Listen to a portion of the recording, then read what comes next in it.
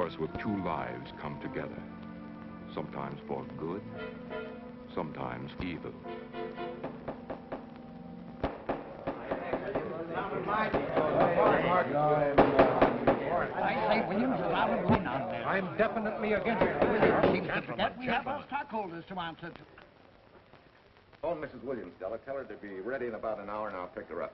Yes, sir. You phone San Rafael and see if those papers are on the way over from the executive. Yes, Walt.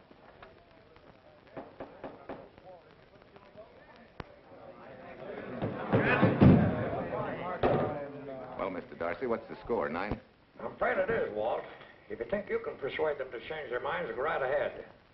Gentlemen, I never interfere stock issues, dividends, or anything else in your department. I must run my department with no interference. Either I know why and when I need more factory space, or you need another boy. And that's all right with me, too. Because I can take these plants and pick my own spot in the motor production field. You won't have to worry so much about dividends. There won't be many. Hold on.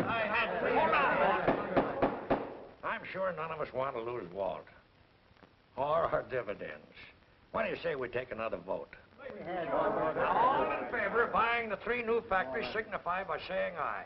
Aye. Aye. Aye.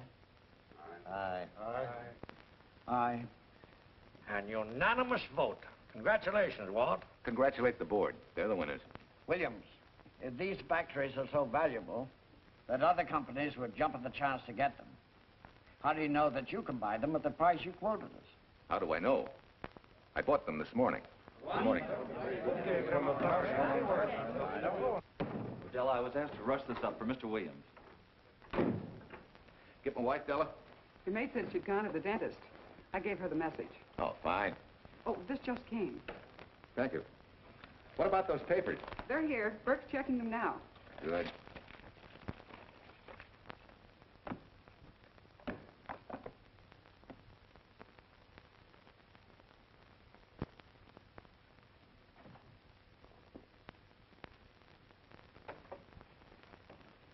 Congratulations, Walt. Take a look at Clause 4. Those provisions haven't been clarified yet. Oh, no? I wanted to leave for Tahoe right away. Get Judge Deering on the phone, will you? Never mind. I can get faster action if I run out to San Rafael myself and stick with them till they're right. Yeah? Mrs. Williams on 3. Oh, put the blueprints of that new diesel in, will you? I want Jackson to see him. Hi, Duchess. I'm afraid now we won't be able to leave till about 5 o'clock. What? You're not going with me, but I counted on it. But I thought as soon as Dr. Harris took care of whatever it was, I'd feel better. I don't. Stupid thing still aches, and I certainly wouldn't be a very desirable driving companion. No, seriously, darling, you run along and buy your little factories and hurry home. I'll send you back to the office. And cheat me out of my goodbye kiss? Not a chance. I've got to drive over to San Rafael. I'll stop on the way. Love me? Bye, dear.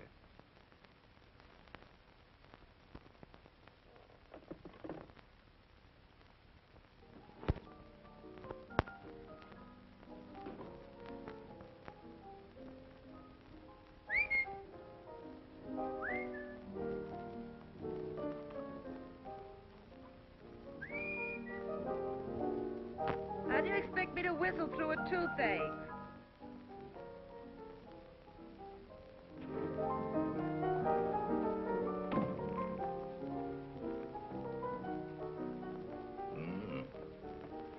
Nothing in the whole world smells as sweet as you do, Duchess. Certainly don't feel sweet. I was grouchy as an old bear. Well, old Doc Williams can give you something to fix that. Close your eyes. Relax a minute. Take a look at that, see if you don't feel better. Oh, Walt. Oh, darling, it's beautiful.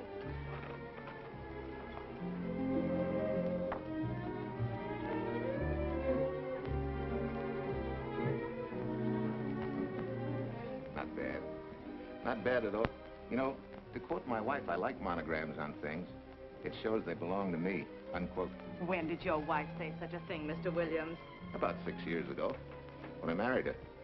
She gave me the first monogrammed shirts I ever owned. Those were the words on the card. I still have it. I certainly hope your board of directors never discovers what a softy you are. They won't, don't worry. I have only one vulnerable spot. What really happened this morning? All I got out of Della was that you stalked out of the office with blood in your eye, back in no time with canary feathers in your mouth. Oh, I clipped those birds' wings, but short. No one's gonna vote me down, sweet. Not when I know I'm right. Mm-hmm. But how did you convince the board of that so quickly? With subtle hints and easy persuasion. Like this. Either I get what I want, or you get yourself another boy. And that's all right with me, too. But... Walter! What a clumsy ox. I'm sorry, Duchess. Oh, please, sweet, don't be so upset. Oh, if you could have seen your face. Oh, don't bother, dear. Sue Lynn will take care of that. Not exactly a good prescription for nerves, huh? You know, you're wrong, Dr. Williams. The way I feel now, a good catnap will probably make a new woman out of me. And if it's not going to make you too late... Yes? Well, I'm sure that by 5 o'clock I'll... Swell. I'll run over to San Rafael, get things ironed out, and be back for you by 5. On the nose. Darling, wait. That's perfectly silly. I'll take a taxi cab and meet you in Sausalito. There's a drugstore on a corner opposite the square. I'll be there at 5 o'clock and we can go straight on up to Tahoe. That'll save you all that late afternoon traffic and all that time it'll take to come and pick me up. Smart woman, my wife. Thinks of everything. Where's your bag, honey? Oh, Sue Lynn still has some things to press for me. Sure you don't mind taking a taxi? Very sure. Sweet dreams, Duchess. See you at 5. Better get going. Bye, honey.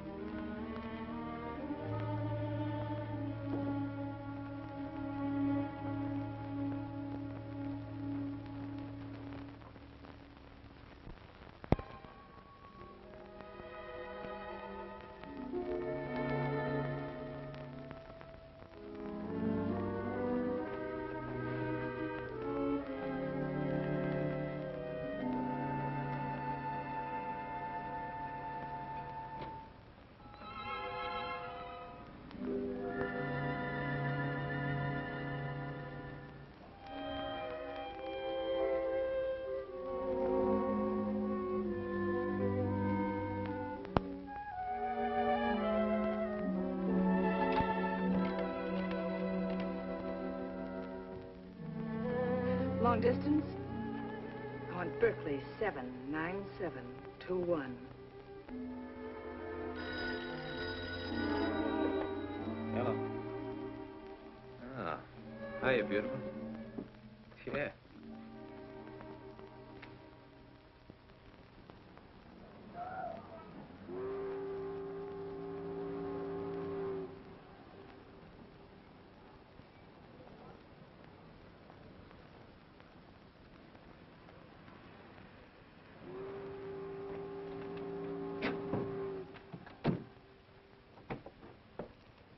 Here. Don't forget, turn this stuff over to a bellboy at the Airport Hotel in Oakland. Tell him to hold it for Jack Burns. Jack Burns, the Airport Hotel. That's right, I'll be checking in later. What do I owe you? $1.15 a here. All this stuff back to Oakland. Yeah, here. Buy yourself a new key. Thanks.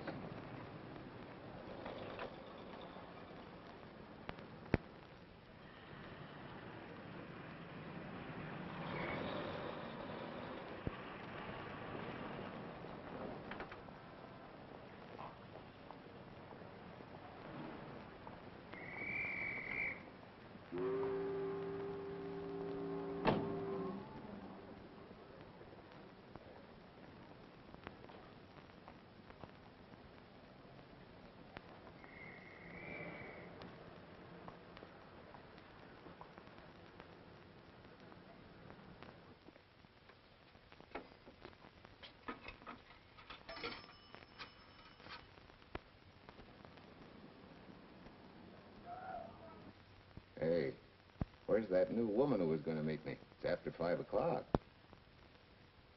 Oh. Gee, I was so sure you were going to be okay.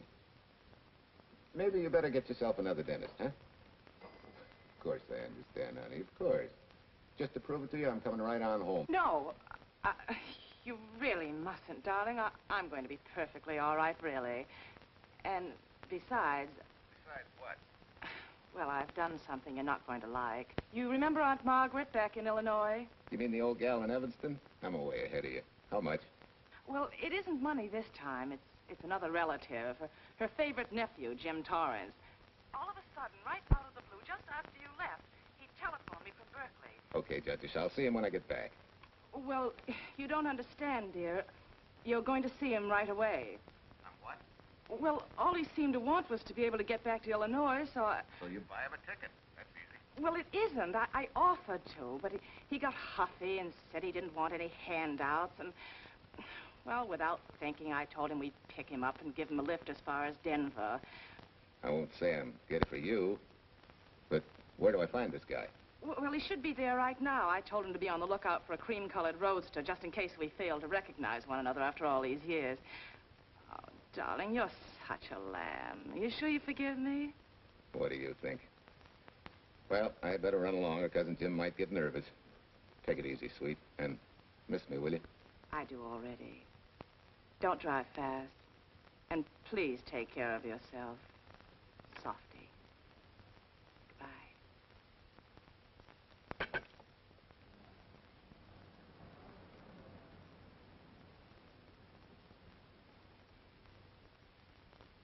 Hello, Della.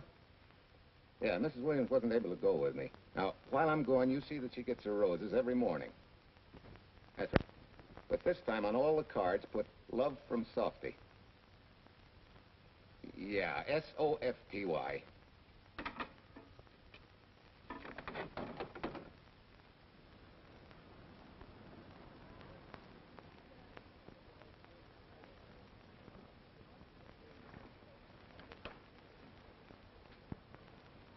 Hello. You must be Jim Torrance. Yeah, that's me. I'm Walt Williams. Hiya, Jim. Hi. Where's Irene? Oh, she's a little under the weather at the last minute. Worse luck. Oh, that's too bad. I was hoping I'd see her. Yeah, I'm disappointed, too. Where's your luggage? Oh, I'm wearing it. Less trouble that way.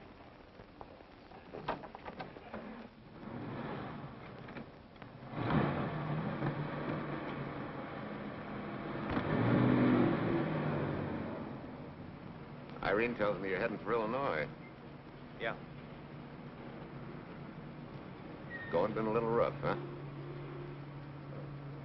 Haven't exactly been worried about my income tax. What's your line, Jim? Oh, guess I'm a better salesman than anything else. You know, I can give you a couple letters when you get back to Chicago. It might help you.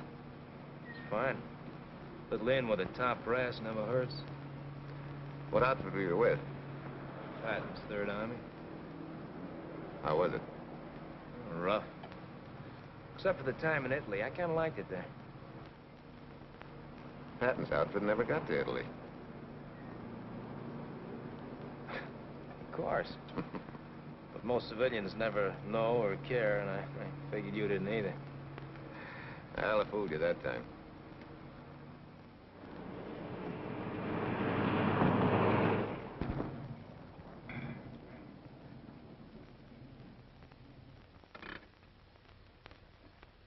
Our last chance to chow for a while. How about it?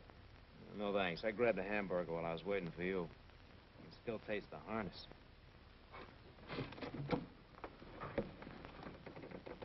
Sure you won't change your mind? No, I'm gonna grab a little shut-eye.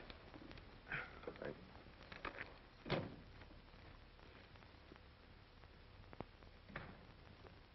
Chicken sandwich and a Coke. One chicken sandwich. Chicken sandwich coming up.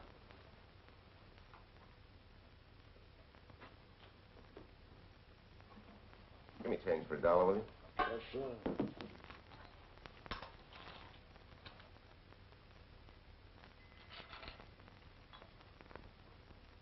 Thanks.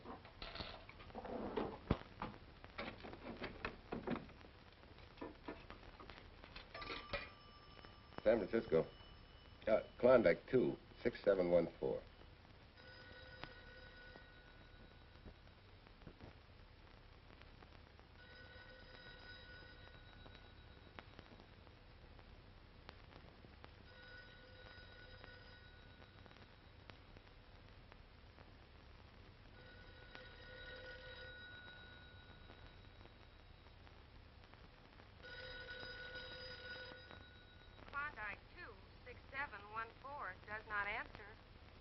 Oh. We'll try Sutter 1, 2599, please. Bayview Apartments. Oh, yes, Mr. Williams. No, your maid isn't there tonight, sir. Well, she said Mrs. Williams was taking something to make her sleep and wasn't to be disturbed. But perhaps... No, don't disturb her. Just leave a message that I won't forget about a certain problem. Mm-hmm. I think I have it, sir. You want her to forget all about a certain problem. Softy, is that S-O-F-T-Y, sir? Softy is going to take care of it thoroughly. Is that all? Yes, that's all. She'll understand. Be sure she gets it the first thing in the morning. Right.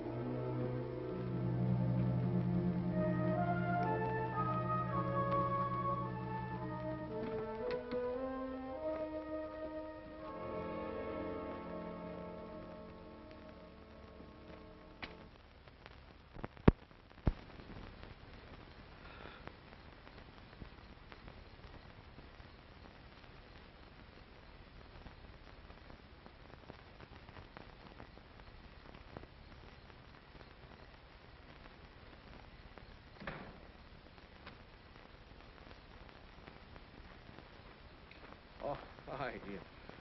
It's been so long since I've been behind the wheel of anything but a Caterpillar or a Jeep. I had to find out what a real buggy feels like. Why don't you drive for a while? Oh, swell. Nothing would suit me better.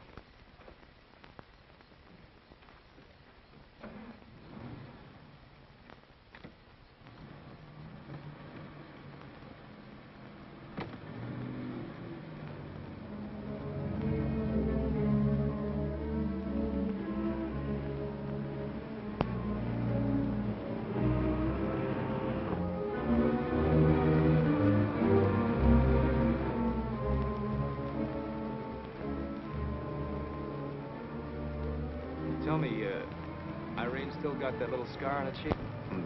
The one she got from the fall? Yeah. You can hardly see it now, though. How'd you know about that? She just got it last summer. Thought you said you hadn't seen her for years. Oh, from Aunt Margaret, of course. How else? She always sends me the news in her letters.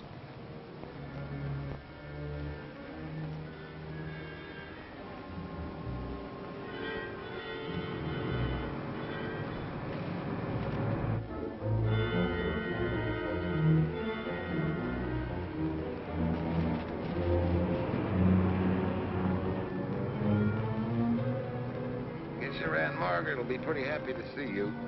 Irene says you're the favorite nephew. Afraid my lovely cousin was just giving me a build-up for your benefit. You don't know Irene. Maybe not.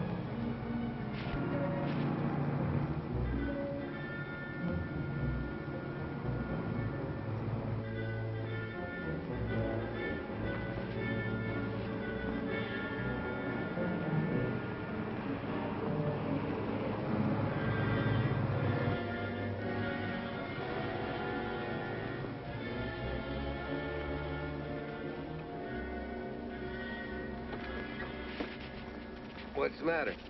I think we got a flat.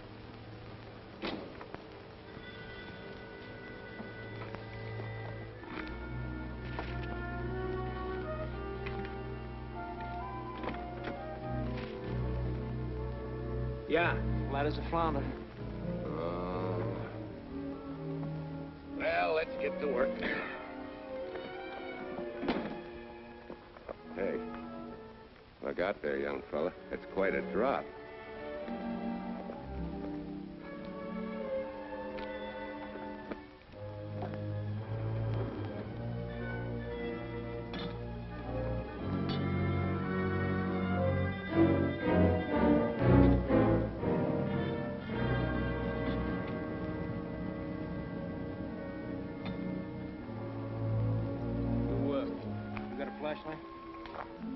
I think I have. Get the jack. I'll take a look.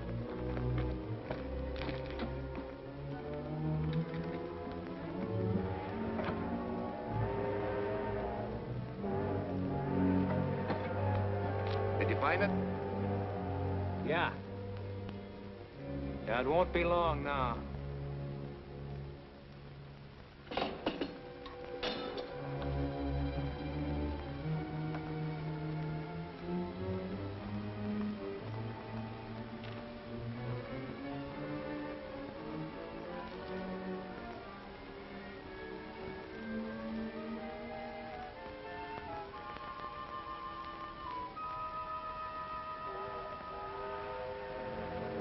Come on, let's get going. Wait a minute. Did one of your cufflinks fall off? Huh? Well, something dropped. I heard it fall right down there at your feet. Hmm. Well, you must have rolled under the car.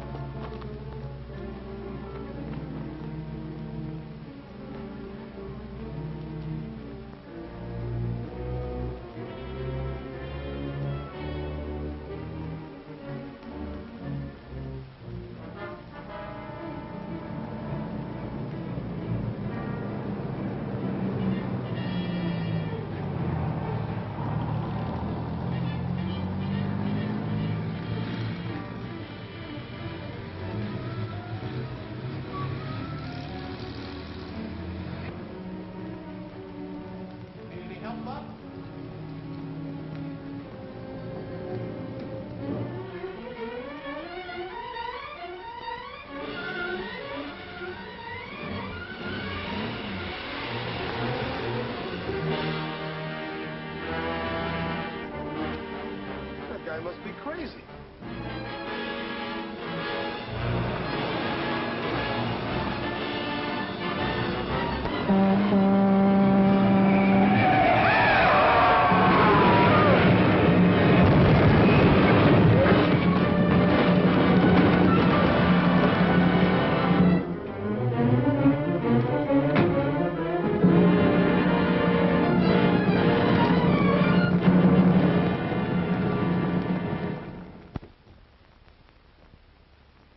Now, in case my husband should be late and have to rush for his plane, this will be taken care of. Thank you. Tell Mrs. Burns at 302.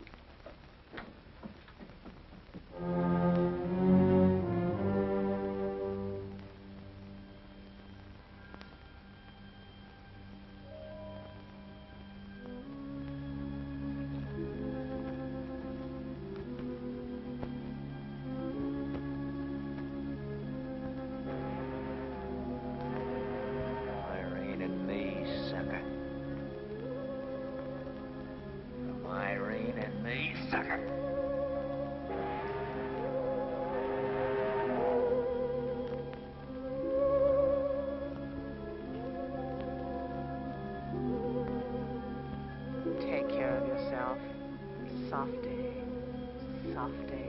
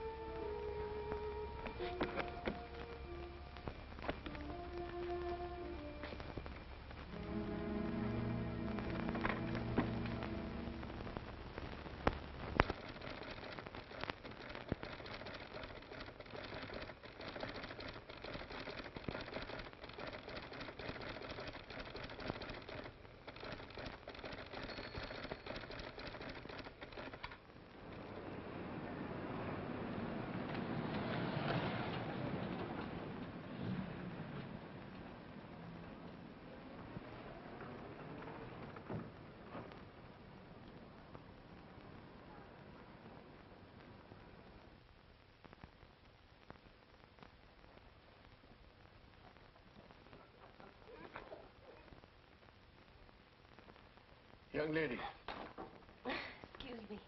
I want to see Mrs. Walter Williams. I'm sorry, sir, but she left orders not to be disturbed. I'm sorry, too. Lieutenant, this is the police department.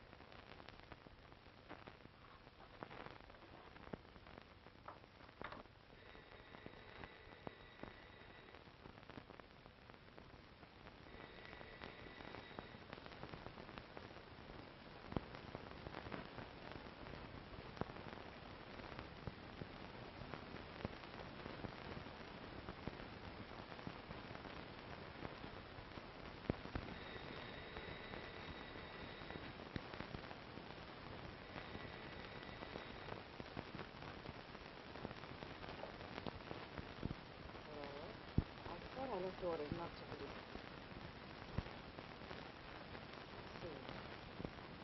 Ask him to come up.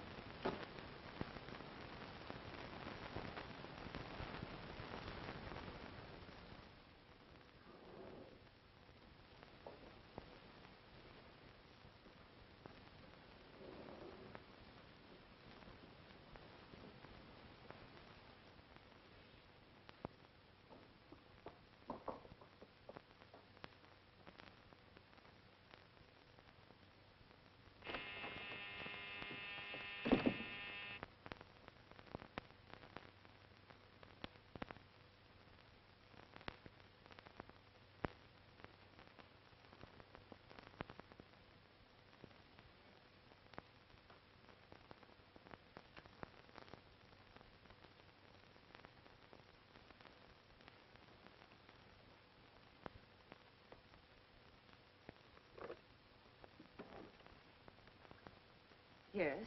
I'm Lieutenant Quincy with the police department. I'm sorry to disturb you at this hour, but... may I come in? Of course.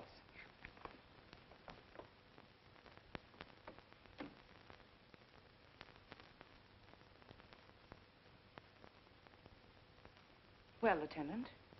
Did your husband go on a motor trip late this afternoon? Why, yes, he went to Denver on business. Why? Was he driving a packet roadster?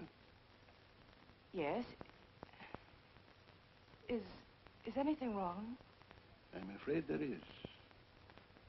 Won't you sit down? Has something happened to my husband? Yes, Mrs. Williams. He's dead, isn't he? Yes. Oh, Walt, I knew something like this would happen. I begged him time and again not to pick up hitchhikers. But it wasn't a hitchhiker, Mrs. Williams. It was just an accident. He ran into a truck, a gasoline truck. You mean there was fire? He must have been driving pretty fast. I don't think he felt anything after the crash.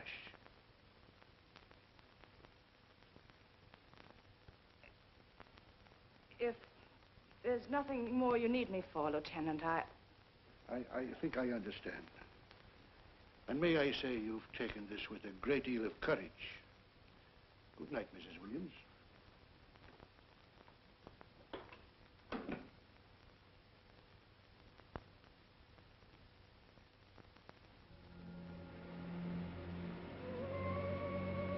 take care of yourself. Softly. From Irene and me. Softly.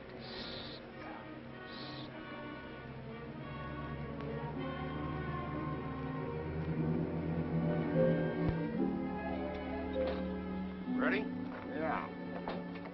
That Williams must have been quite a guy. Yeah, he went to work for Universal Motors as a sheet metal worker. Mm-hmm. Less than 10 years, he's their top production man. Well, he sure went out in a blaze of glory. Yeah.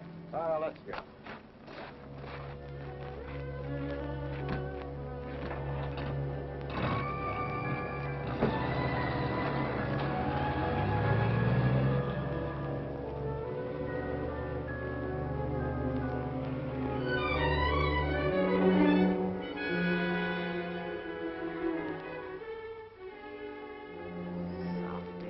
From Irene and me. Sucker. Sucker. Sucker.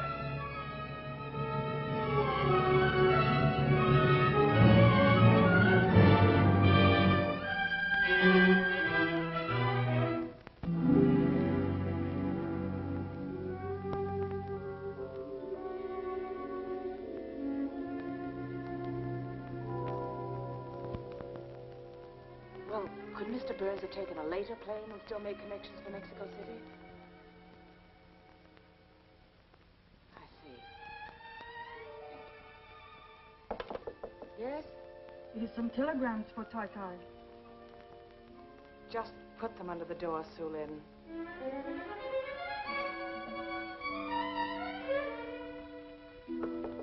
Please, Tai Tai, a policeman Quincy most anxious to see you. Ask him to wait, Sue Lin.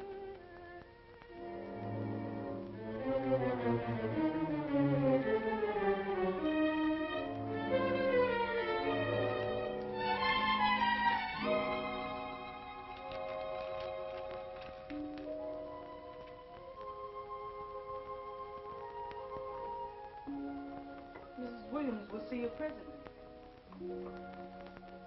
Will wait, please.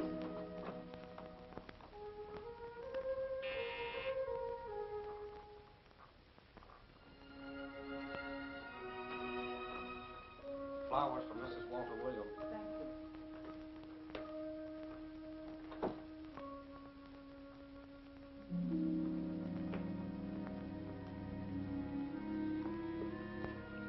Roses like Mr. Williams always sending when he's away. You seem to have been very fond of Mr. Williams. Sue Lin is honored to have served him 5 years, and he... I'm sorry to keep you waiting, Lieutenant. I wouldn't be disturbing you again if it wasn't necessary. And I would be keeping you but a moment. You're being very considerate. Won't you sit down?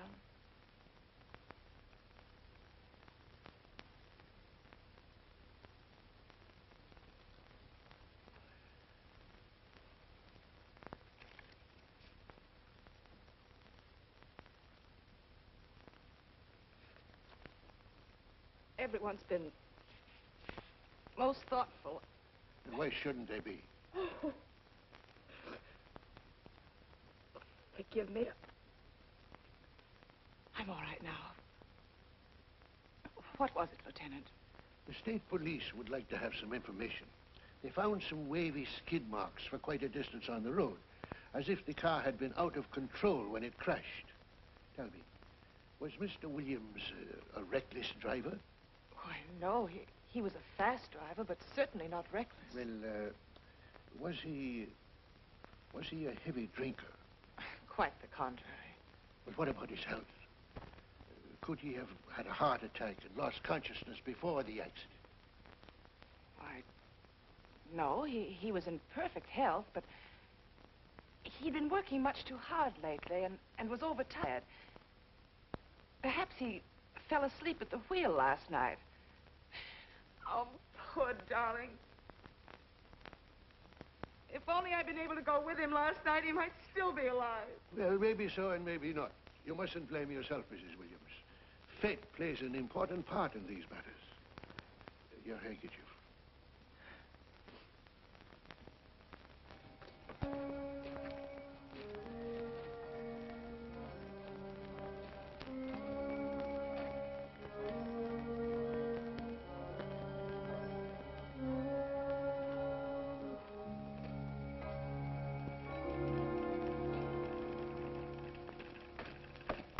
When's the next train to San Francisco? 10 a.m. tomorrow. You sure there isn't one sooner? No, I'm sorry.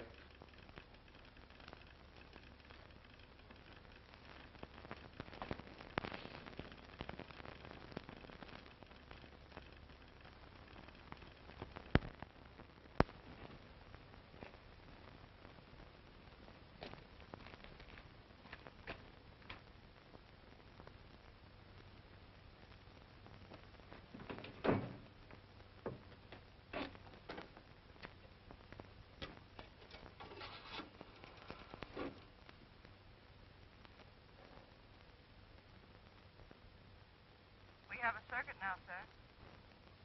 Evanston. Calling Mrs. Margaret Hubbard's residence in Evanston. One moment, please.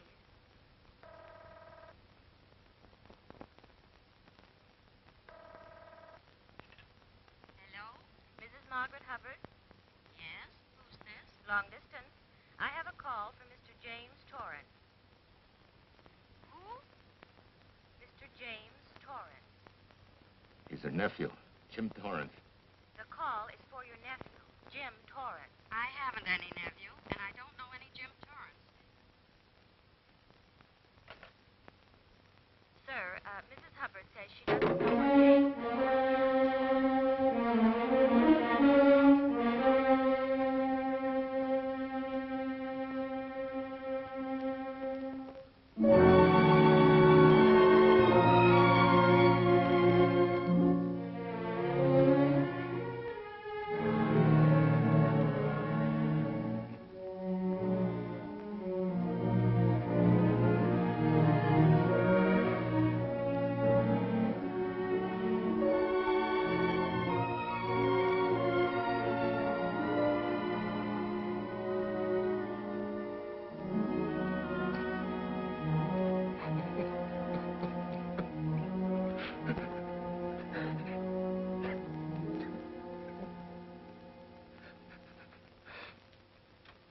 What's the matter, son? Looks like you need a doctor. Doctor? I can't leave the station, but old Doc Bender's just across the road there. Yeah. Doctor? Think you can make it? Yeah. I'll make it.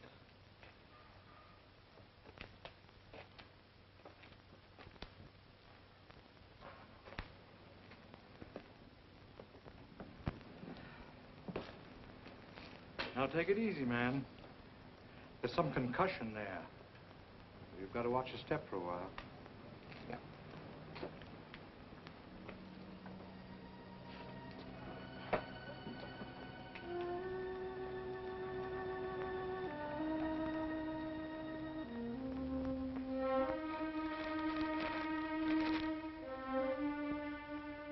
Walter Williams' beautiful widow, who by her own request sat alone in the family alcove during the service.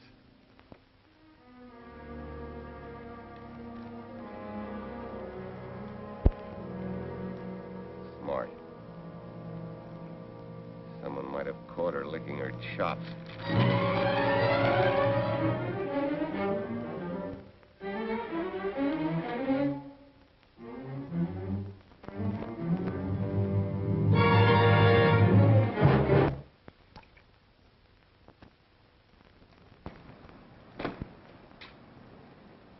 Hey, what's that? Walter Williams. Hey, ain't that the guy that...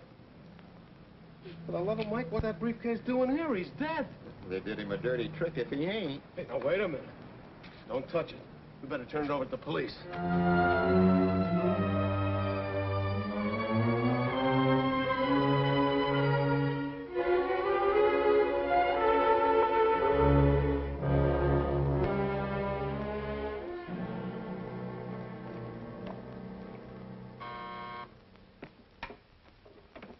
Homicide, Captain Callahan.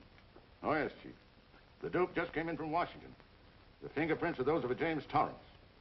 Yeah, I'm putting Quincy on it. Right. This sort of opens up a new can of peas on the Williams accident. There's the FBI reporting the guy. Playing with the lady's affection seems to come natural with him. All you got to do, Quincy, is find him. Yes, that's all I got to do. Last known whereabouts of Jim Torrance was in a moving van somewhere between Sacramento and Points East. Hey, wait a minute. Last known address, care of his sister, Mrs. Joseph Rossetti.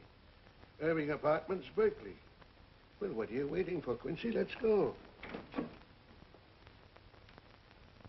Torrance leave any forwarding address? No, he said he was going to send it to me. Sorry to trouble you. Oh, Lieutenant, if you should happen to hear from him, will you let me know? There's an unpaid telephone bill and a bundle of laundry. Laundry? Let's have a look.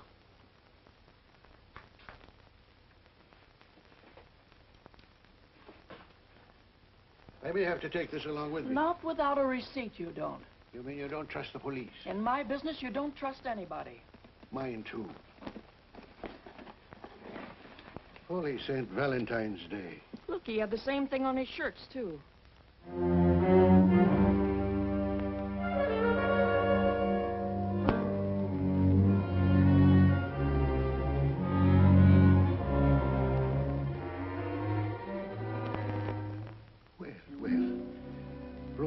In your late tenant's life.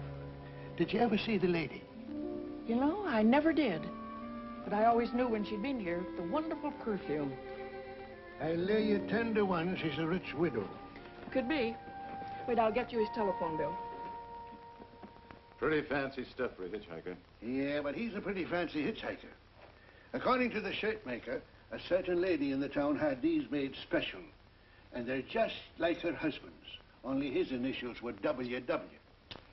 Sort of smells, don't it, Cal? Now take a look at this little item that was also found in the laundry. I for Irene and W for... Well, it could be for Williams, too, couldn't it? Yeah. Homicide, Callahan speaking. Hello? Oh, hello, Fitz. Hello. What news? Oh? Any luck? Both days, huh? Swell. Have it typed up and sign it. This report of Fritz will be a nice little topper for this pile. His checkup shows calls from Torrance's phone to Williams's private number, and a flock of them going the other way, including one on the 7th and several on the 8th. The 8th, and you've forgotten, is the date of Walt Williams' accidental death. Well, that ought to be enough to get an indictment out of the grand jury. Go pick her up. I'd like to play a long shot first. It might give us 2 for 1. Well, take them one at a time. A bird in the hand is not going to lead us to its mate. I'd like to give the lady a little more rope. Well, Thanks. I thought you'd agree.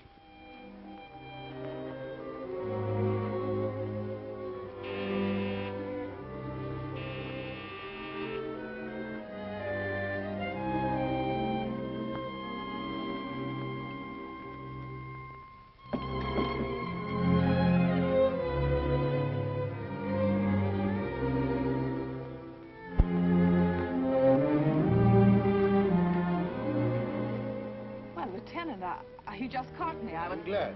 I have some rather startling news I thought you should know before it hits the headlines. Come in.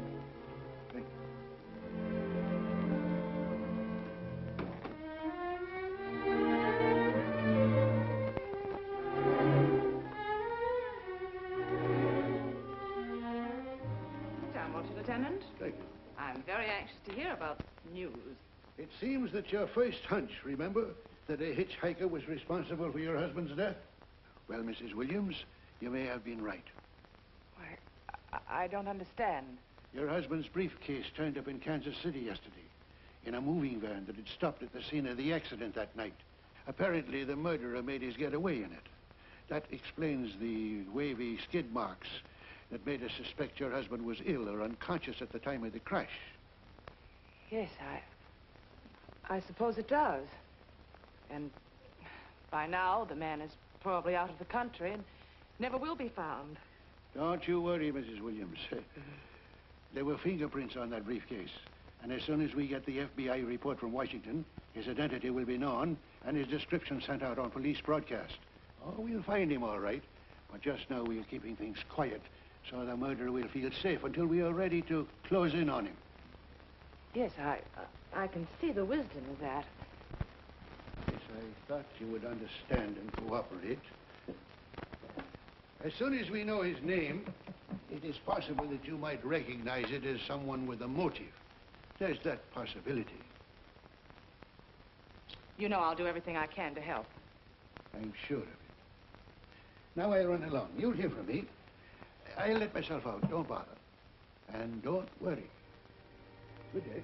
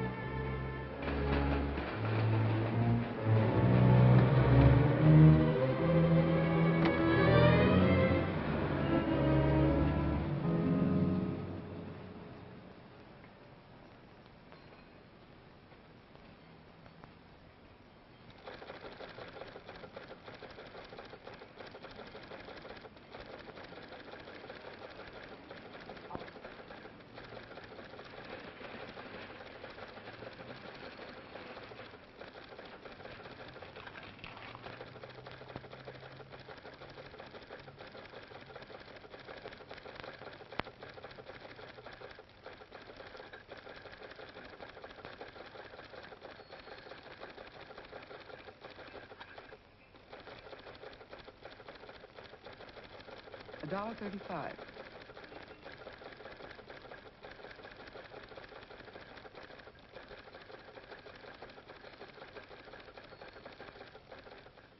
See, everything after the letter J in the first name has been obliterated by heavy writing over it. The only impress letters legible are those between words or before them, like RNS at the end of this name here, and the Hotel Santa here before the word Evanston. Well, Tom, don't you think it's about time you retired? Why, there isn't even evidence there of Mrs. Williams' intent to communicate with Torrance. And who do you think she beat apart to the telegraph office to wire to? The League of Decency? I'll tell you what I think, that you should have brought her in when I first told you to. By the time we get her now, she'll have figured out a way to tip Torrance off. He'd be that much tougher to find. Not unless she's tipped him off from your office. Ernie's got her on ice waiting for you.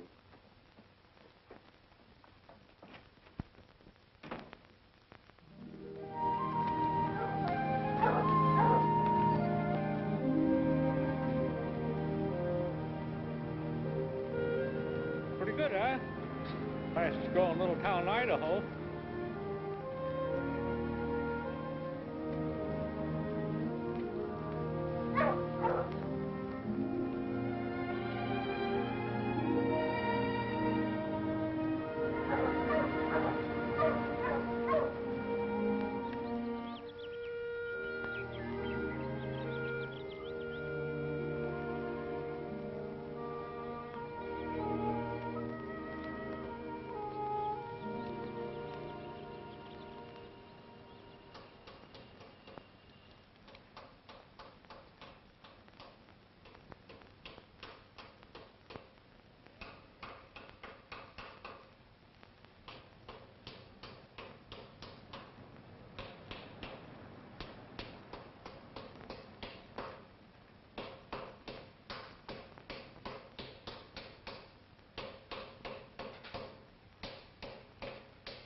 Have a heart, son. You trying to wreck that engine?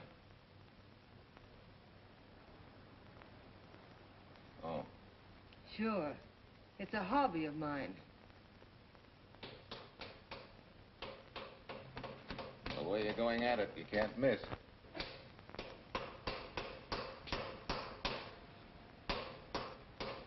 Here. I just can't let you ruin that beautiful motor. Start her up.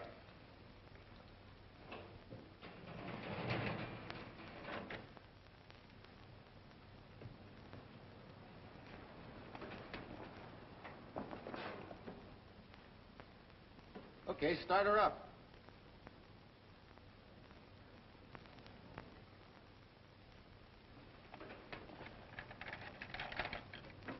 Shut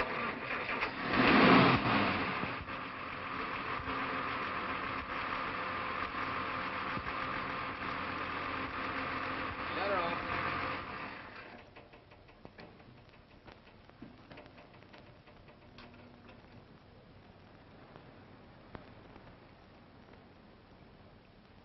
You're certainly not a mechanic by trade. Hands are like that. Maybe it's a hobby of mine.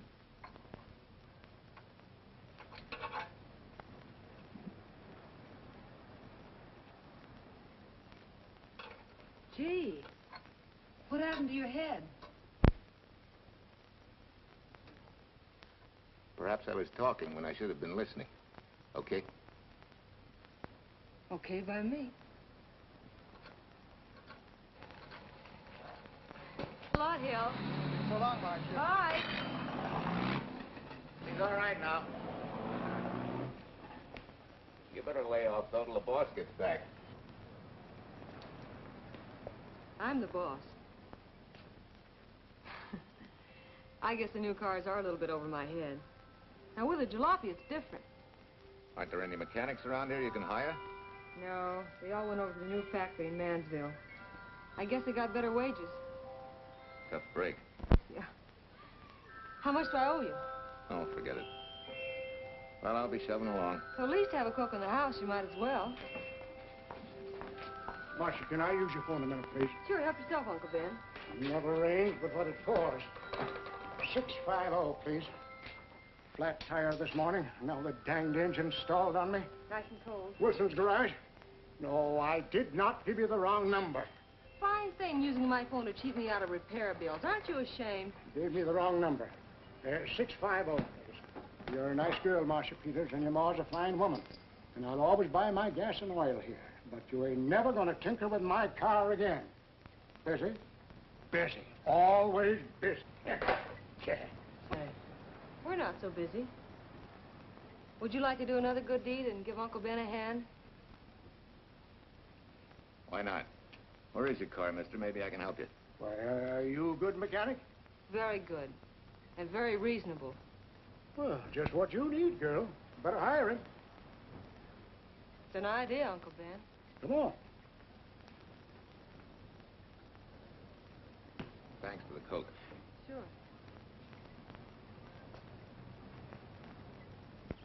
Well, I got Uncle Ben fixed up all right.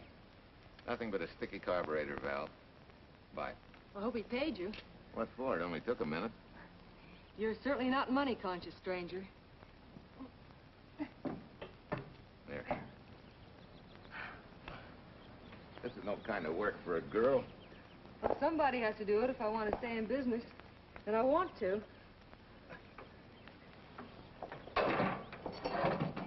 Must be some business that you're better suited for. Didn't you lease this place to somebody? Sure. I did while my husband was overseas. But when he was killed in Okinawa, well, we'd made a lot of plans for the future here. And I had a hunch he'd like it if I took over and tried to make a go of it. Takes more than a hunch to do that. I got along famously. Business has been fine until lately when the help got short.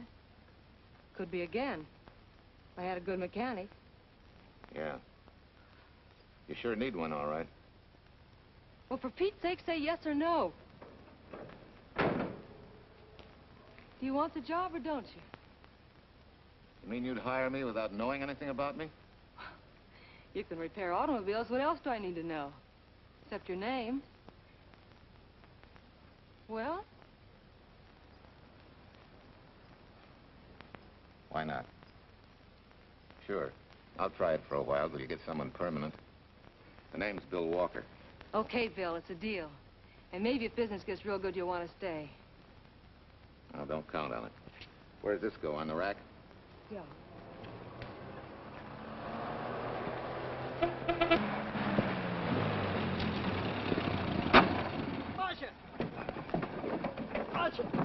It happened.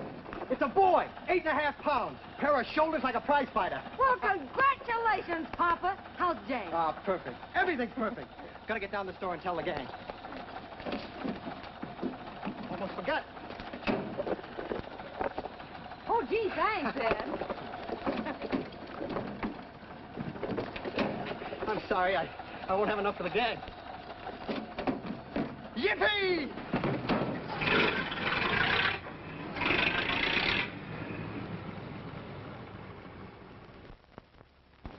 Maybe you can use this token from the slightly delirious new father. Thanks. Say, we haven't settled the matter of wages yet. Maybe I can't pay your regular salary. Suppose we leave that open till you find out how much I'm worth to the business. Doesn't seem to be any business right now. Might be a good time for me to get rid of this beard and find a place to board. We live right next door. I'll go ask Mom. She'll know of a place. Sort of a peaceful house. I noticed it this morning. Oh, gosh, I forgot. She's down helping Mrs. Wellesley with her canning. Mom finds homes for everything from stray cats... To stray mechanics? Well, you're not a stray anymore. I'll go phone. Pearl, 674, please. Hello, Miss Westner. May I speak to Mother? Hi, Mom. I've got some good news for you. I hired a man for the station. Yeah. No. Nobody we know. He's from out of town. Needs to place a board. You got a good one up your sleeve? Okay. Says she has to meet you first to come home for supper. Huh? And you like apple or cherry pie? Cherry. Cherry it is, Mom. See you later. Oh, now I gotta get rid of this. Hey, where's the nearest barber shop? The one and only, just up 2 blocks. Tell Judd you're working for me. When you get back, we'll close up and go home. Thanks.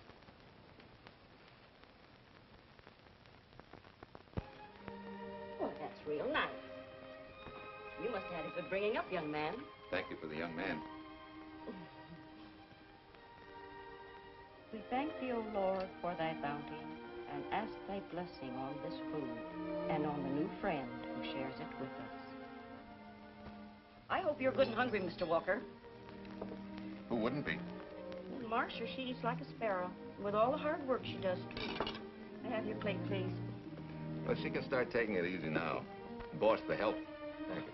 She never takes anything easy. Has to put her whole heart and soul into everything she does. Well, now that you're through with me, Mom, how about Bill? Have you thought of a place for him to stay? Well, why can't he stay right here? We have a spare bedroom going to waste. And I think you like my cooking. Like it? That's very kind of you, Mrs. King, but it seems an imposition. Imposition? Nothing. That's good business. I can get back what I pay you in board and room. Well, Marcia, what a thing to say. If you'd like to stay, we'd like to have you. We have some more vegetables. Mrs. King, you have a boarder. May I have a biscuit, please? Oh, excuse me.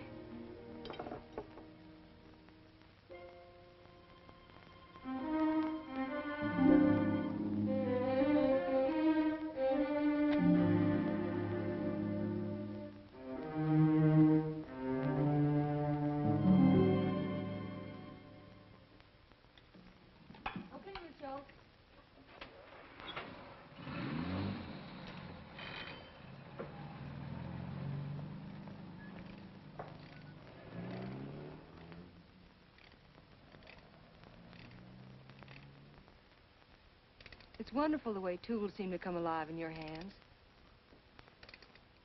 You seem to sort of come alive, too. As though you got real pleasure out of working with them. I do. When you're doing a job with them, you can't think of anything else. Bill, if something's bothering you, why don't you get rid of it? What would you prescribe, Doctor? Amputation. For that stupid chip on your shoulder.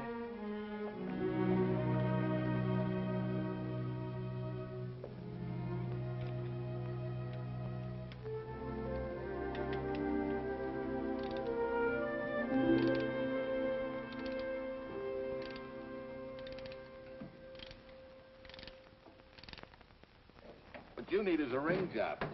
Save yourself some money. Gee, Bill, with the baby and everything, I just can't afford it now. Oh, we'll take care of that. Hey, boss. How's Ed's credit? Good enough for a ring job? Well, sure, if I can hold Junior as collateral. Oh, not a chance, fella. Never mind her. I'll do it on my own time. Oh, thanks, Bill. Maybe we'll see you tonight, huh?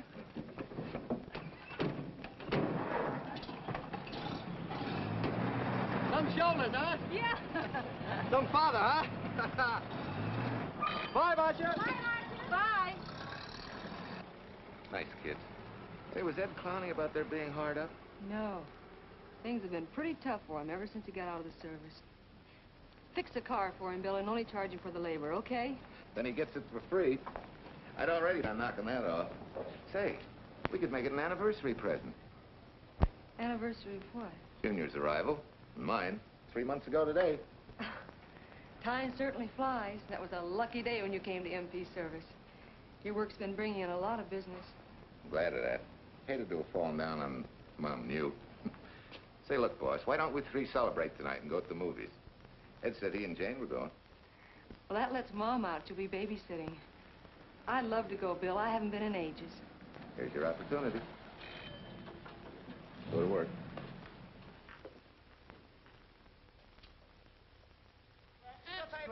Irene Williams, held for murder.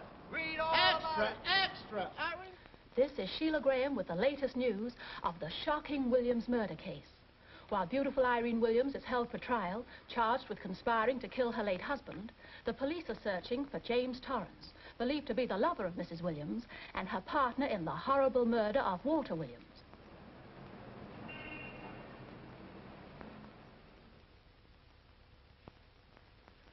If I'm handling your case, my dear Mrs. Williams, I want 1/3 of everything you get. You're out of your mind. You don't realize what I'll get as Walt's widow. Perhaps you don't realize the spot you're in. Torrance's fingerprints were found not only on your husband's briefcase, but, in a manner of speaking, on your reputation as well. There's a detective named Quincy, a very smart cookie. He isn't exactly for you. Frankly, Mr. Warner, I'm beginning to wonder if my attorney is for me. Underestimating the enemy's ammunition would scarcely be wise. Now, if we can get to trial before Torrance is found, he'll never get a conviction. But... But what? If he shows up, we may have to fry him. Oh, no. Let's not cross that bridge until we have to. But if it comes to a choice, we're not going to burn, are we?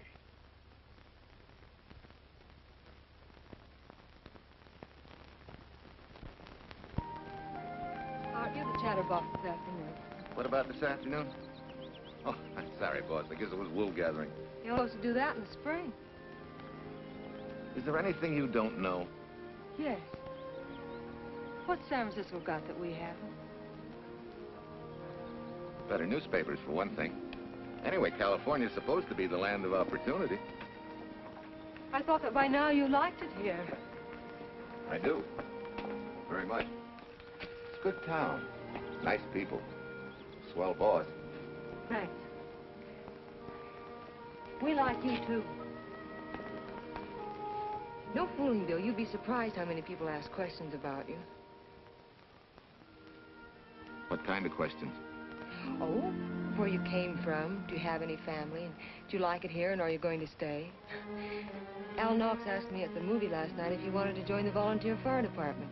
Just interested, friendly things. I suppose it is natural for people to wonder about a stranger who moves into their community, like I did. You know, I've been thinking, maybe it wasn't such a good idea, you and I going to the movies last night. It's all right being seen in the station and here with Mom, but... You get used to that in a town this size. They're always trying to marry people off. You just ignore it, and after a while they forget about it. I'll go get cleaned up for supper.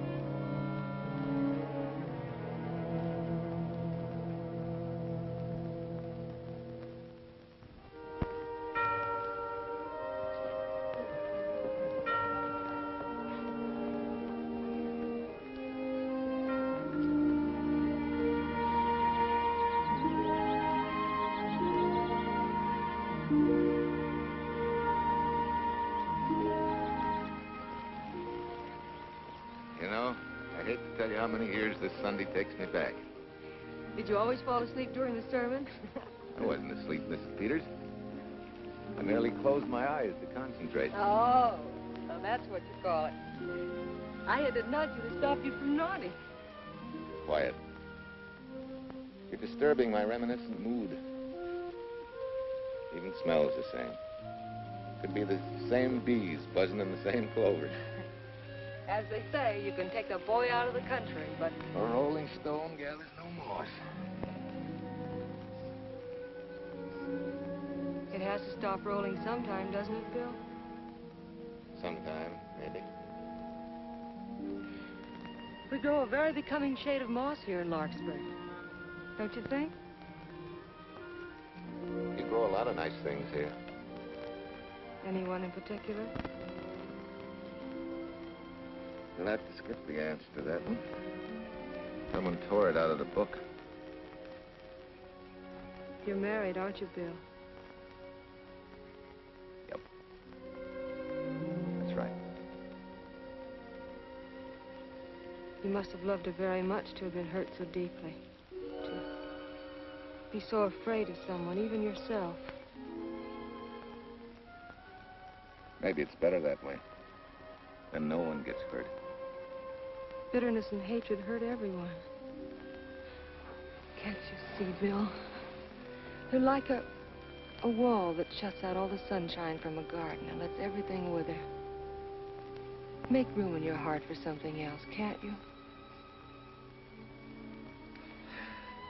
I guess this is my day for sermons. Sorry. As Mom would say, you never get rich minding the other fellow's business. Hey, that's a flyer. I'll be seeing you.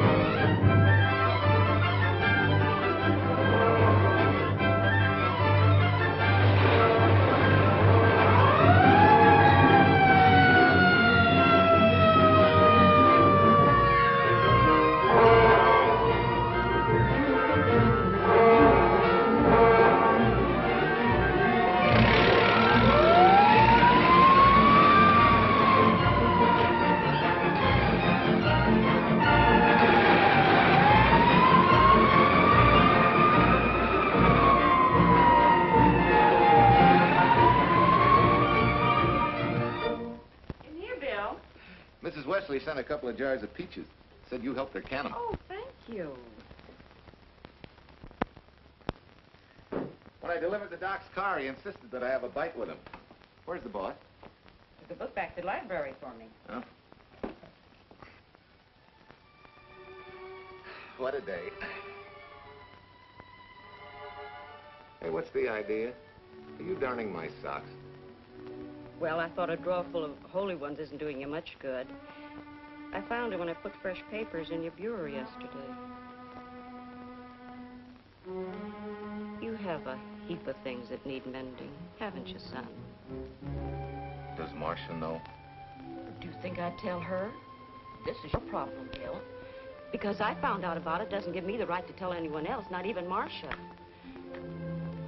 When you trust folks, you trust them, and you give them a chance to work out things the way that seems right to them.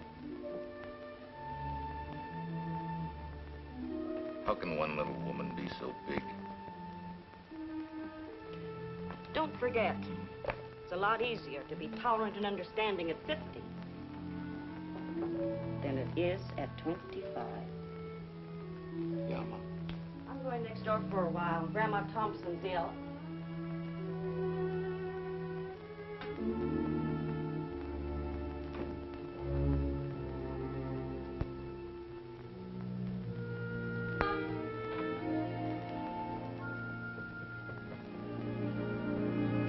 Bill, are you home? Bill, are you in there? Yeah? Mom went next door, Marcia. Hi. Do you work awfully late? Oh, about 6. Anything wrong? Come in. I want to tell you something.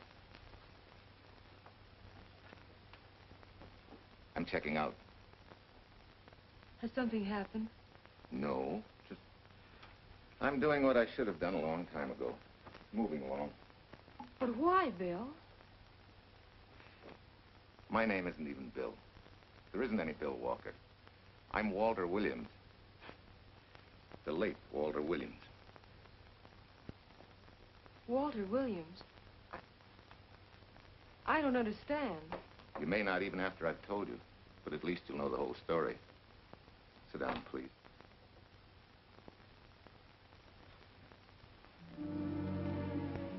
Finally, Larkspur. And you. From there on, you know. I'm glad you're going back to make things right. Going back? Wild horses couldn't drag me back. What are you going to do about your wife? Nothing. You're going to let her go to trial for murder? Oh, no, Bill. Why not? She tried to kill me, she and her cousin. But they didn't. Who says they didn't? Let them try and prove it. No matter what your wife did, she can't be tried for something that didn't happen. Oh, Bill, can't you see? You bet I can see. She deserves everything she's getting. Sorry part of it is they'll never convict her. No, Bill. The sorry part is you're not big enough to take a hard jolt to your pride and to your ego. Sure. It hurts to be tricked and cheated by someone you loved and believed in. But that doesn't give you the right to take justice into your own hands, to trample on the hearts of others and walk out on life. A barren, frustrated boyhood. A marriage to a woman who accepted my love, yet despised me so thoroughly she resorted to murder. I'll never think of our moments together without nausea. I feel stripped bare, degraded. Even me.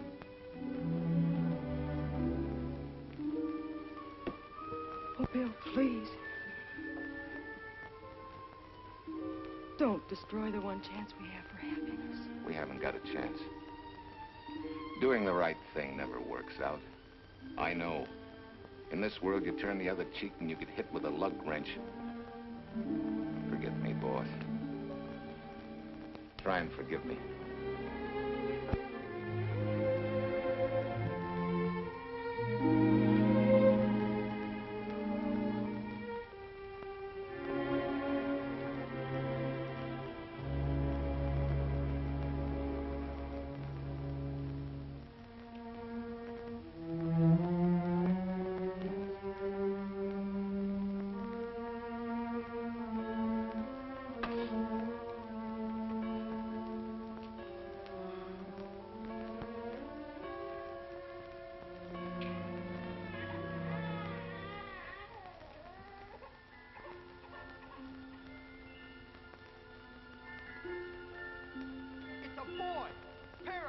like a prize fighter.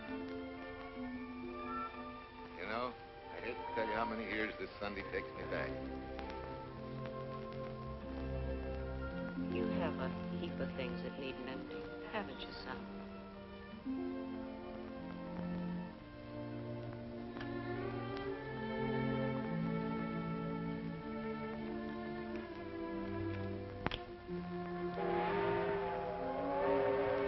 Take care of yourself.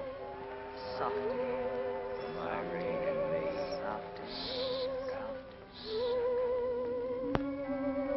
You're not big enough to take a hard jolt to your pride and to your ego. Sure. It hurts to be tricked and cheated by someone you loved and believed in.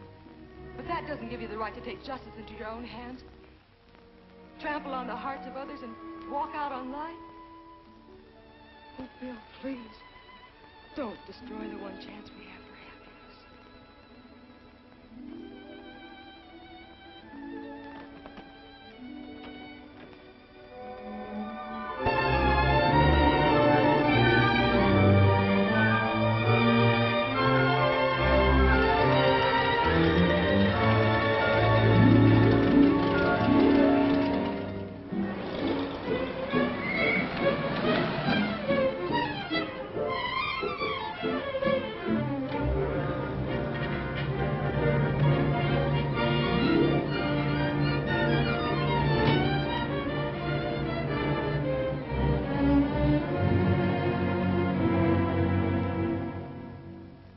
Mrs. Peters was kind enough to come along to substantiate at least the Larkspur portion of what I've told you. Very thoughtful of you, Mrs. Peters. Mr. Williams, when you read in the newspaper that the hitchhiker who attacked you had been, well, a close friend of your wife's for some time, it must have been a great shock to you. I didn't come here to discuss my emotional reactions, Lieutenant. If you need me for anything further, Captain, my office will know where to reach me. Let's go, Mark. Just a minute, Mr. Williams. We'll need your signed statement for the grand jury when we ask for your wife's release. It won't take long to be typed. Yeah. All right.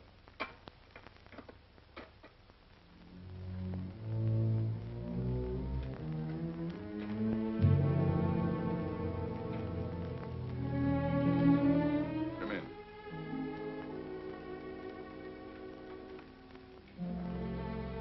Sit down. Mrs. Williams, we have news for you. Really? I can scarcely wait.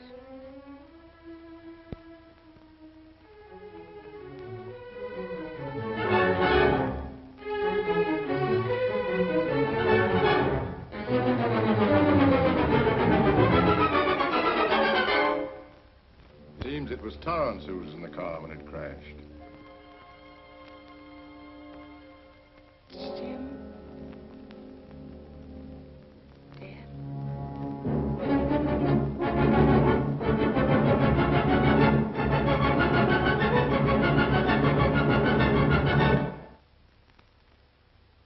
You did it.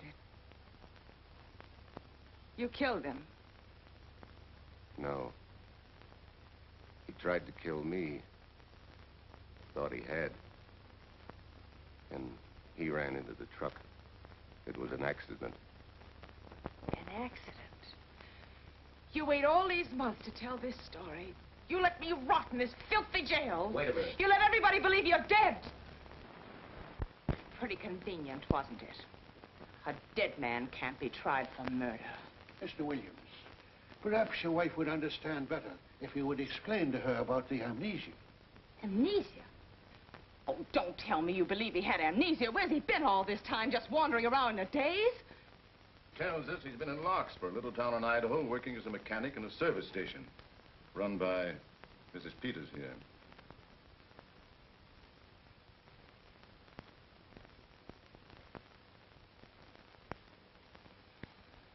I understand perfectly. Now that my chance for happiness is dead, I suppose you'll demand the divorce I begged you to give me so that I could marry Jim. That's fantastic. Yes, isn't it? After you telling us that the man you picked up was a perfect stranger. Well, that's not true. The time and place for meeting Jim had all been arranged. I must advise you There's a law that a wife can't testify against her husband. There's a law against murder, too, but that didn't stop him, and nothing's going to stop me until I'm through. It's all right with me, Captain. Go on. Talk your head off.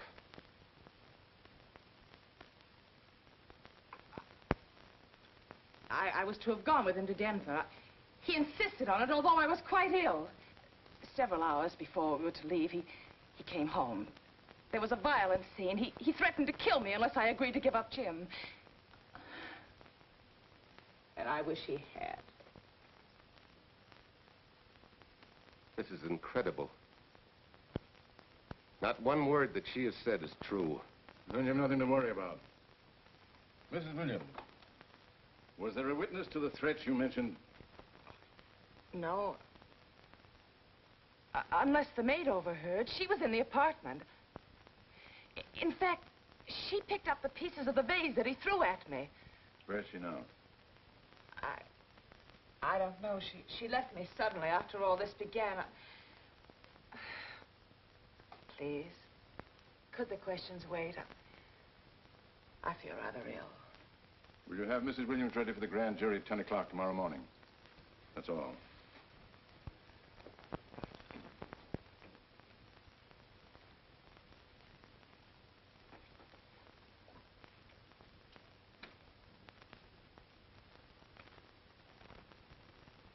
We're going to hold you too, Williams. On what charge? Suspicion of murder. But he's not guilty of any of these things. Then it should be easy for him to prove it. Take it down and book him. That fiction of Mrs. Williams must have been very convincing. No, we just couldn't buy that yarn you tried to sell us. Let's go.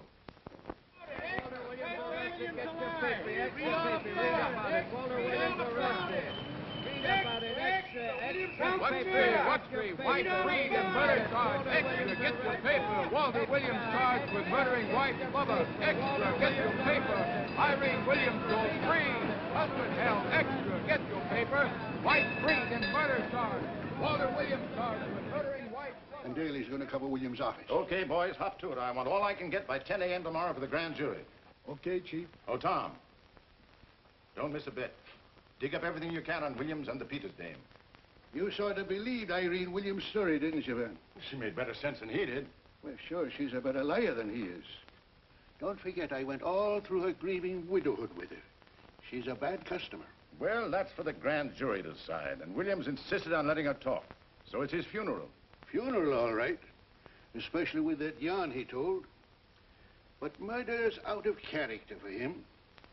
There's a few pieces missing somewhere. There might be in Idaho, if it's not too much out of character for you to get going. You're going to miss me, Cal, when I retire next year. Maybe I'll join Private Eye and solve your cases for you.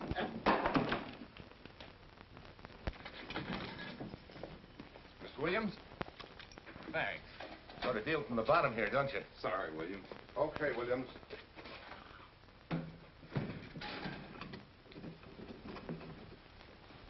Well, not very good news, judging from your faces.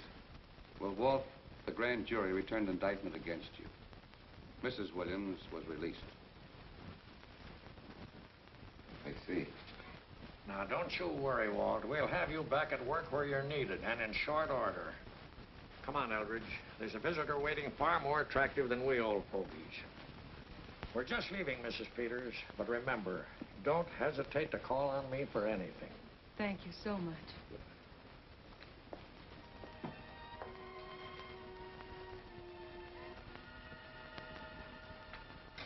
Hi, boss. Bill, what have I done to you? If it weren't for me, you wouldn't be here.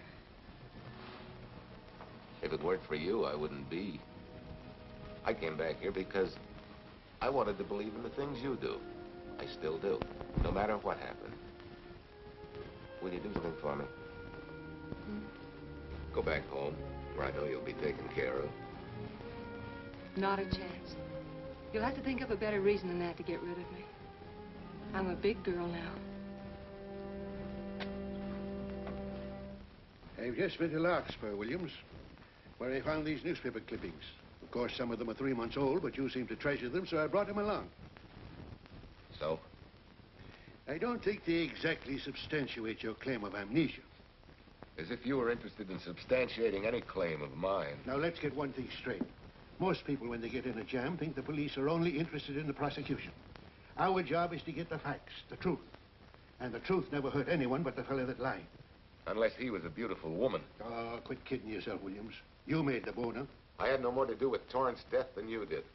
And out of the whole population of Northern California, you just happened to pick up a hitchhiker who happened to be your wife's boyfriend.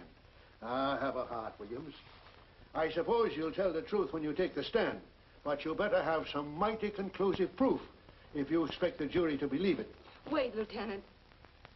Bill, we all know you're not guilty, but we're going to need help to prove it, and need it badly. Lieutenant Quincy can't take sides, but if we're right, he has to be on ours. And I have a hunch he wants to be. Why don't you tell him the whole story? All of it. Please. I'd like to. Quincy, very much. Guess I should have told the whole truth in the first place. But I wanted to clean this mess up with as little scandal as possible.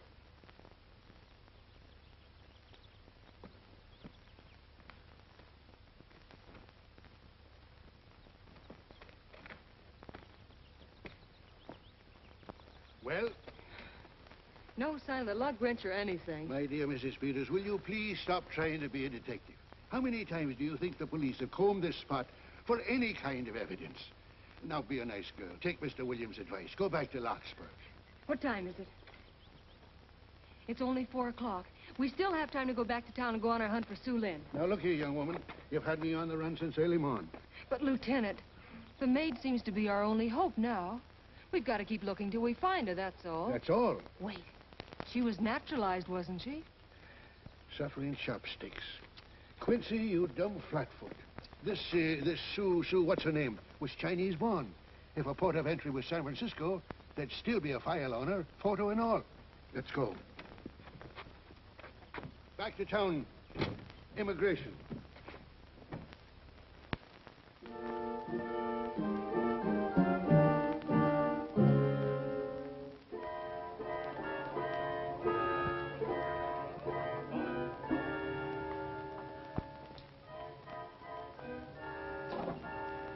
The council has given us the right lead.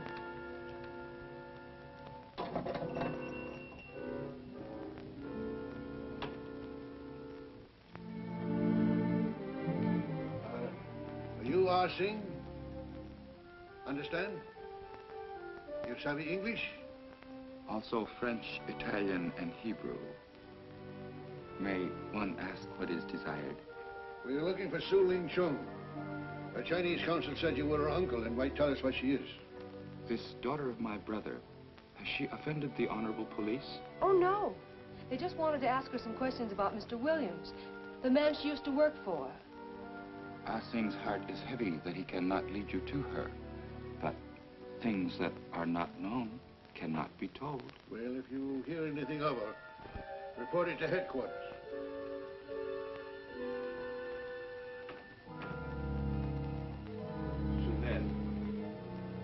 Untruth is not good for soul, and not wisdom when told to policemen. Better for the soul to be kind than to be wise. Su Lin must keep silence to help in this matter.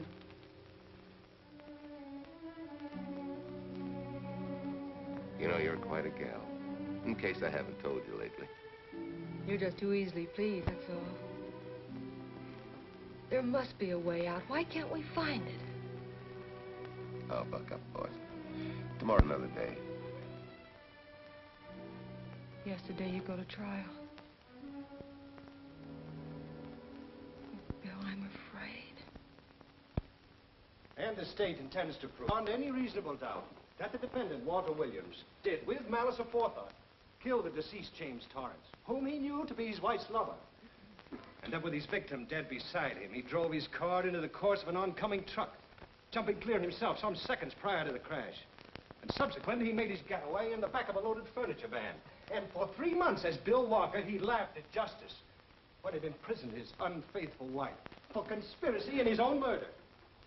But then he decided that being dead cramped his style. He thought he could eat his cake and have it too. So he returned, most anxious to explain his long absence and to right the dreadful mistake that had imprisoned his wife for 3 months.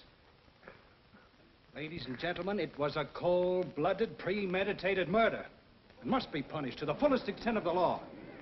Call the first witness, please.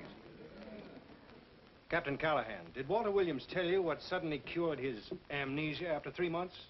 No, he did not. But he did tell you the man that struck the blow which caused the amnesia was a total stranger, a hitchhiker he had picked up. Yes? And that he knew nothing of this man's identity or relationship with his wife until he suddenly recovered from his amnesia and heard or read the details. That's what he said. That's all. Thank you, Captain. Your witness, Counselor. No questions. No. I saw no signs of amnesia, a definite concussion. He was a bit evasive in answering questions, but not vague or unsure. In your opinion, Doctor, could this head injury have been caused by a fall? Yes. If the head had struck on some object, such as a stone or a metal pipe. That's all. Thank you. Your witness. Dr. Bender, are you familiar with a tool known as a lug wrench for changing automobile wheels? I'm afraid I am, sir. I've had a regular epidemic of flat tires lately. Well, then, in your opinion, could this head injury which you treated have been caused by a blow from a lug wrench? Yes. It could have been caused by that, too. Thank you, Doctor. The ones with the earliest dates, you will notice, are heavily creased, as though they'd been carried in a wallet or a coat pocket. Thank you. Lieutenant Quincy, will you kindly tell the court where you found these newspaper clippings? In the bedroom occupied by Mr. Williams and Mrs. Peters' home in Larkspur, Idaho. Is this your handwriting, Miss Revere? Yes, sir. And that's the message, at least our record carbon of it. Would you read it to the court, please? June 9th, 8:32 p.m. Message from Mrs. Walter Williams, Penthouse D. Mr. Williams called, said he wants you to forget all about a certain problem. That Softy is going to take care of it thoroughly. Was there any other conversation? Well, I just asked if that was all, and he said, yes, she'll understand, and sort of laughed as if it were a joke and hung up. Some joke killing the wife's boyfriend. That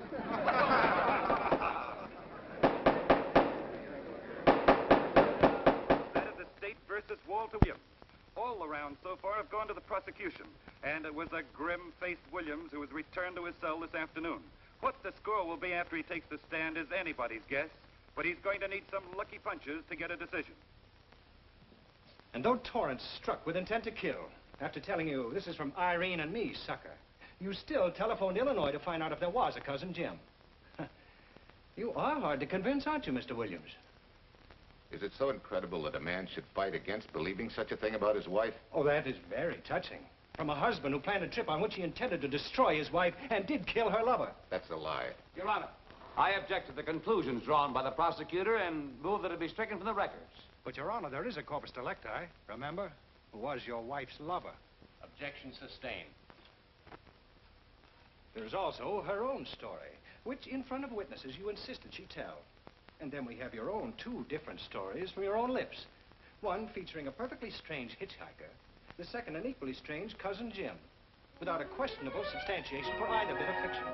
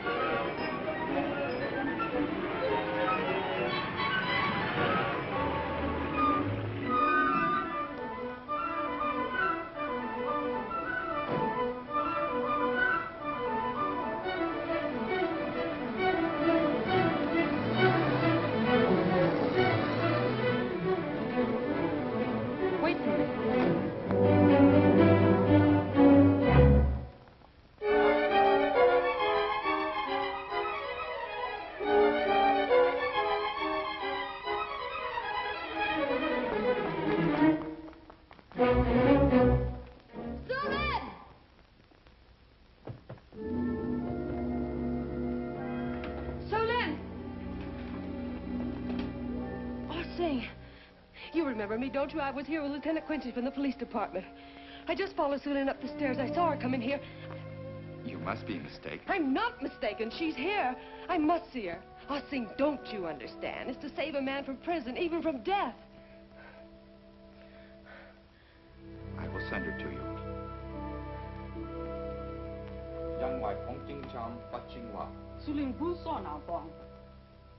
Oh, Sue Lynn, we've been looking for you all these weeks. Mr. Williams needs your help so desperately. I cannot help. You must forget that you found Sue Lynn. Forget it? But you're his only witness. You're the only one that can help. Not as a witness. Only with silence can I repay his great kindness to me and my family in China. Why? For I heard other things. That most unhappy day, from Mrs. Williams' bedroom, his voice very loud and angry. A flower vase broken to pieces. He can explain all that. They do not believe what he's already told. That I heard anything would do harm. Don't you see?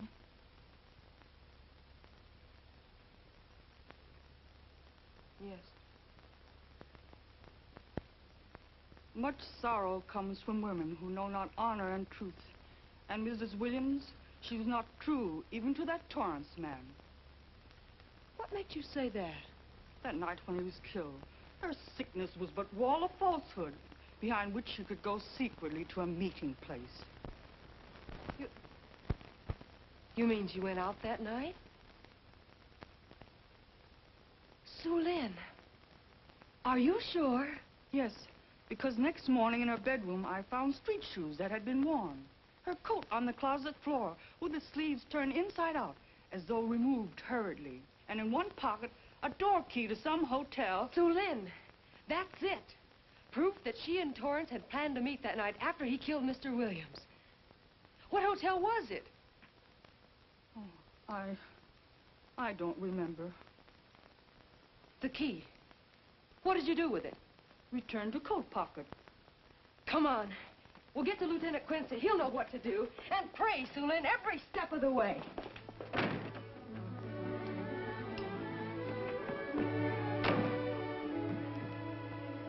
Now hold everything. Even if this long shot don't work out, we'll just keep on pitching.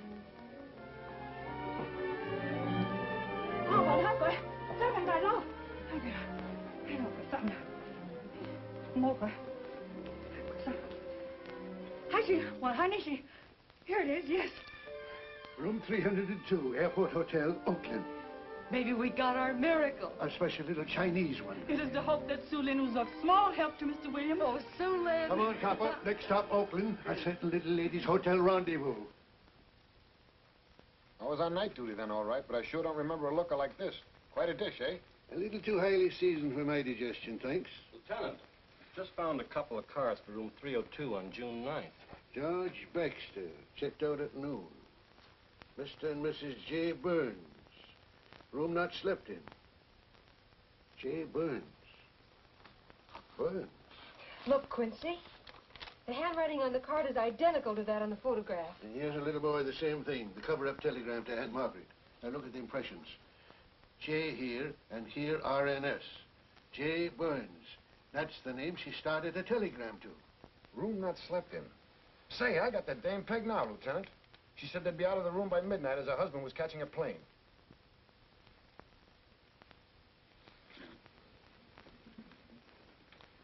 But Quincy... Reservation for Sam Andrews. Yes, sir. This ties it all up, doesn't it? Yeah, like a greased pig. What do you mean? We've got the evidence now, the proof. Of what? Sue Lynn's theory that Irene was playing the field? This evidence only proves that she came here to keep a date with a man named Burns. We can't even prove that he didn't keep the date. But you know he didn't. There wasn't any Burns. It was only a name that she and Torrance used. Fine. If you can prove that, Williams will be free. But none of this will prove it. Sorry, copper, but we are just up another blind alley. Well, ain't. Yes, sir. There's a couple of sample cases from Mr. Sam Andrews came up from the station this morning. Take them to Parlor B right away. Sure thing, sir.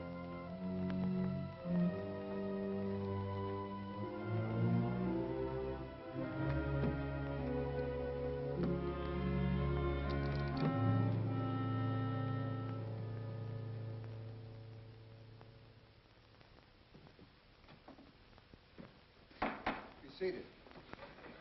Case of the state versus Walter Williams. Proceed, Mr. Aldridge. Your Honor, we will call Mrs. Irene Williams. Take the stand, Mrs. Williams.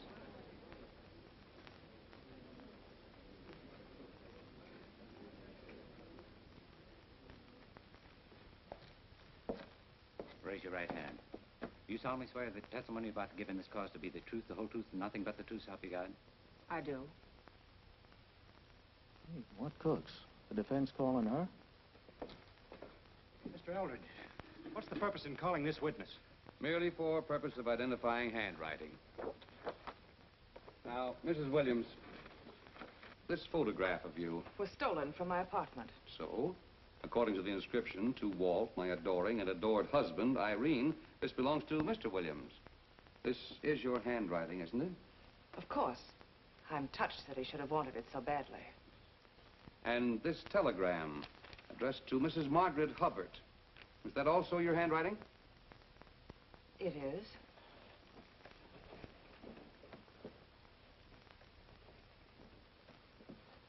Now, Mrs. Burns, I mean Mrs. Williams, this photograph is inscribed to Jim, my adoring and adored Irene.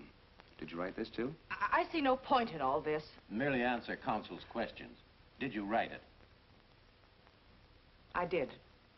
And these letters addressed to Mr. James Torrance, did you write them? Yes.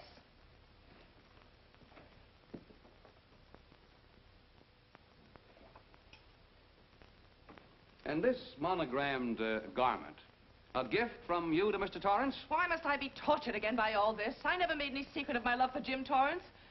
That's why he's dead. Your love for Jim Torrance. Yet on the very night he was killed, you had a rendezvous with a man named Burns, didn't you? I don't know what you're talking about. I don't know any man named Burns. I was at home that night, very ill. Oh, yes, the sleeping pills.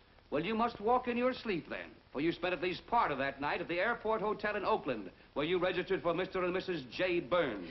Don't waste the court's time trying to deny it. This is the registration card that you signed at 9:20 p.m. And there's the room clerk who assigned you to room 302. And this, Mrs. Williams, is the key to room 302, which you very carelessly left in the pocket of a coat which was found in your closet yesterday. All right, I was there. Now you're satisfied. Not quite. This J. Burns, Mrs. Williams, is his first name Jack? Yes. Have you been in contact with him lately? No. How long since you've seen or heard from this Jack Burns? Well, I don't know. I don't remember. You bet she doesn't remember, because there isn't any Jack Burns, and there never was. That was an alias for Jim Torrance. And it was Torrance who was to have met you that night, after your charming little plot to kill your husband had been duly executed. It's not true. It's not true. I have bad news for you, Mrs. Williams. I can prove it's true.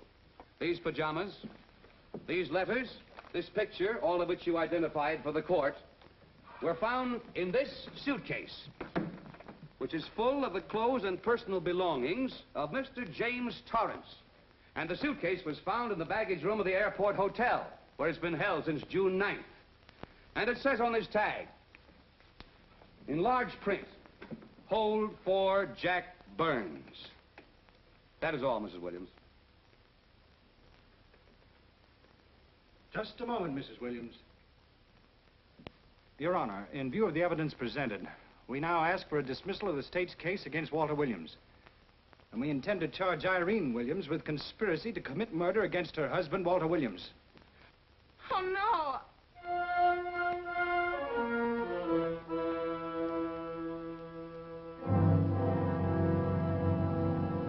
The case against Walter Williams dismissed. Court adjourned until 2 o'clock. Well, that's that, Walt. Congratulations, Mr. Williams.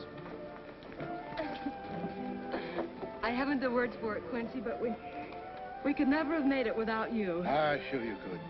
You know, son, right always wins if you give it a little push. Especially when you get a copper like this one to do the pushing.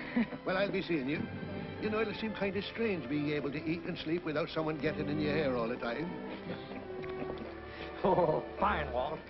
We're looking forward to having your hand on the wheel again. The Denver plants are waiting for you to open them. You think you can make it in the morning? How about it, Counselor? You bet you can. Oh, good. Well, I'll be running along. Well, you think you like Denver? It's okay by me, boss. Yes. Impact. The force with which two lives can come together. Sometimes for evil, sometimes for good.